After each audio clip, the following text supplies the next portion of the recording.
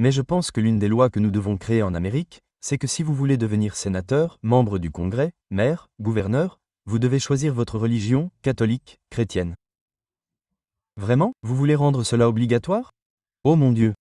Pourquoi? Je suis tellement opposé à ce genre de mandat. Laissez-moi vous expliquer. Ouais, s'il vous plaît. Vraiment? Ouais, dites-moi, l'alternative. Êtes-vous allé à Dearborn?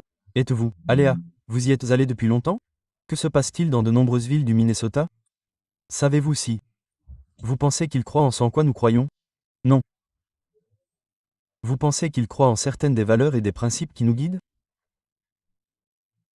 Pensez-vous que lorsque des gens comme vous, qui sont extrêmement intelligents et intelligents, vous êtes un type très logique, vous êtes un bébé du 30 mars, vous êtes un type très logique, n'est-ce pas? Pour vous, tout est une question de calcul et de séquencement des 10, 15 ou 20 prochaines étapes. Oui. Les Américains comme vous n'ont pas d'enfants aujourd'hui. C'est vrai. Du moins, d'après mes calculs. Mais au fait, quand je vous dis ça, je ne prends pas de risque. Je connais beaucoup d'amis comme vous. Qui ne le font pas. Pourquoi? À de nombreuses échelles différentes. Ce n'est probablement pas la bonne décision. À de nombreuses échelles différentes, c'est un casse-tête. À de nombreuses échelles différentes, je ne crois pas en l'avenir. Je pense que ça va être chaotique, et je ne veux pas mettre quelqu'un ici qui doit faire face à tous ces défis, n'est-ce pas? Ils le font. Ils le font à 2,9. Ouais, nous le faisons à 1,7. Donc soit. Vous acceptez le fait que l'Amérique va être une nation musulmane dans les 30 à 50 prochaines années et ça vous va.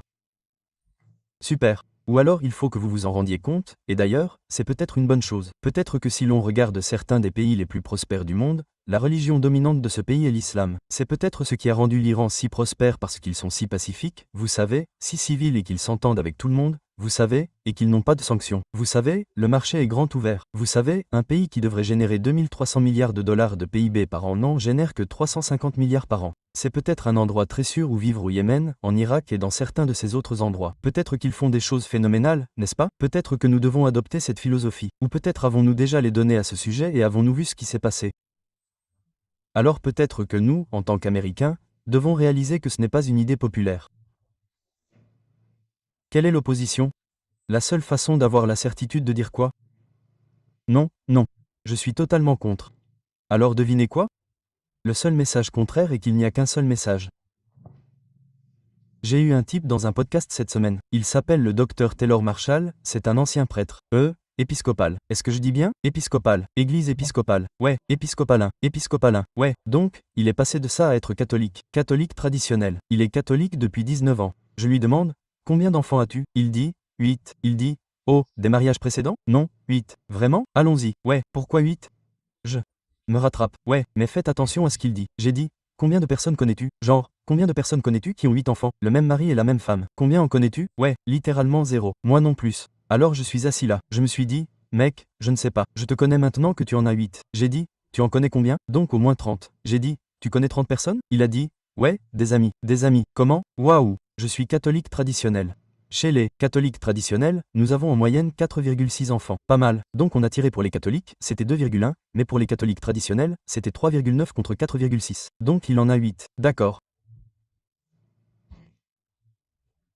À moins que Tom, on ne se lance dans la plus grande machine à faire des bébés des 30 prochaines années, où l'Amérique va avoir en moyenne 6 enfants par an, où nous sommes tellement confiants que l'avenir s'annonce radieux parce que c'est nous qui faisons les bébés.